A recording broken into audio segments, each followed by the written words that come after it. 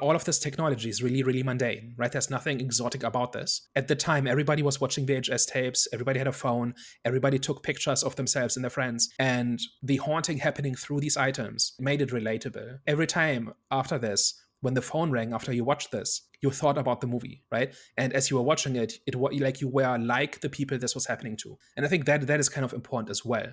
So I think that is how these different seemingly disparate pieces hang together, I think. It's supposed to make this relatable. It's supposed to make this a matter of every day, and it's supposed to make it mundane. But that is then the inroads for the scary ghost girl that comes out of the TV and drains your life essence because she was tortured for being psychic 50 years ago.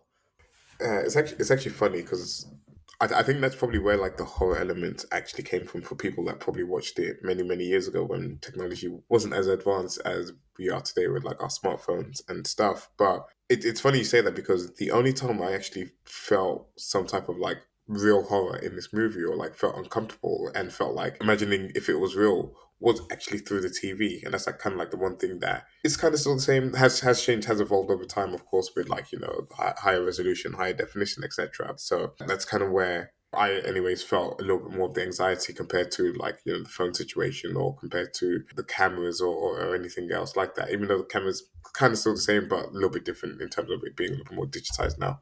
Yeah, it all being digital and higher resolution and more ubiquitous, I think makes it really difficult to pull off the same trick again.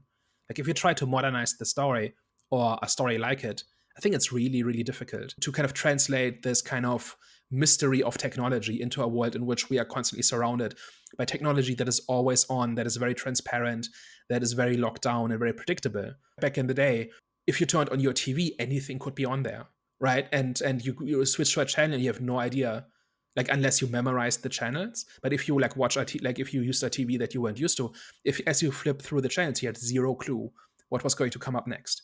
And there was a certain, and like with the phone not having caller ID and stuff like that, not showing the name of the contact or even the number, there was a certain mystery associated with technology.